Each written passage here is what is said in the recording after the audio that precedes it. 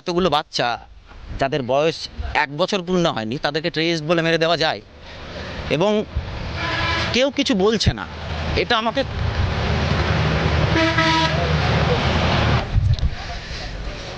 Actually আমরা তো কথা বলতে ভালো পারি না, আমরা শিল্পী, আমি এইভাবেই এক্সপ্রেস করি নিজেকে আর কি। শিল্পী হিসেবে তো আমার তো কিছু করার নেই, আমি শুধুমাত্র আমার শিল্পের মাধ্যমে নিজেকে এক্সপ্রেস করতে পারি।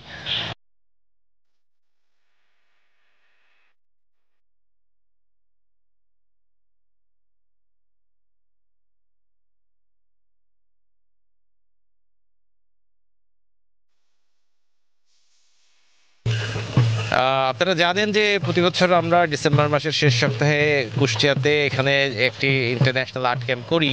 এবারে আমাদের কিউরেটরের দায়িত্ব পালন করেছে রেইকো শিমোজি। রেইকো একজন জাপানি আর্টিস্ট এবং ও যেটা বলতে চেয়েছে যে কিভাবে, ওর টাইটেলটি ইংরেজিতে এরকম যে সিম্ফনি উইদাউট কন্ডাক্টর, মানে সেই অর্থে কোনো কন্ডাক্টর ছাড়াও একটা সিম্ফনি হয়তো বেঁচে থাকতে পারে এবং এই জগৎ সংসারে হয়তো এরকম একটি ব্যাপার আছে যেখানে আসলে সেই অর্থে হয়তো কন্ডাক্টর না হলেও একটা সিম্ফনি হয়তো আমরা খুঁজে পেতে পারি। এই বিষয়টিকে শিল্পীরা 7টি দেশের প্রায় 40 জন শিল্পী এখানে কাজ করেছে এবং তারা তাদের মতো করে, যে যার মতো করে এই বিষয়টিকে কেউ ইনস্টলেশনে, কেউ পারফরমেন্সের মাধ্যমে ফুটিয়ে তোলার চেষ্টা করেছে।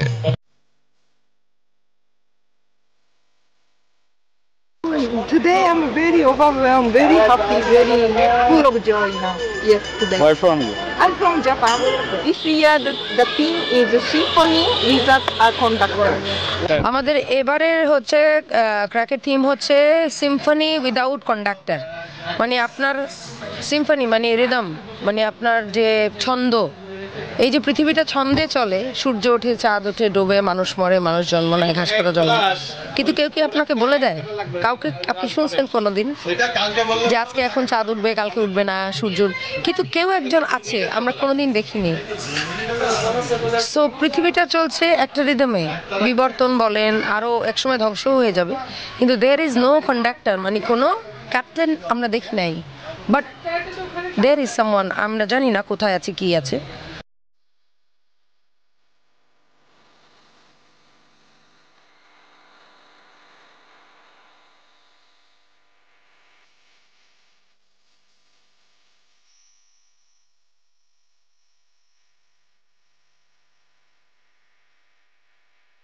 আমার ছোট ভাইয়া, উনি হচ্ছে এটার সঙ্গে যুক্ত, তো ভাইয়া বললেন, এই জন্য আমরা সবাই দেখতে আসছি আর কি। আসলে আমার সম্পর্কে আইডিয়া ছিল না, তো দেখলাম মানে আলাদা আলাদা রকমের অ্যাক্টিভিটি।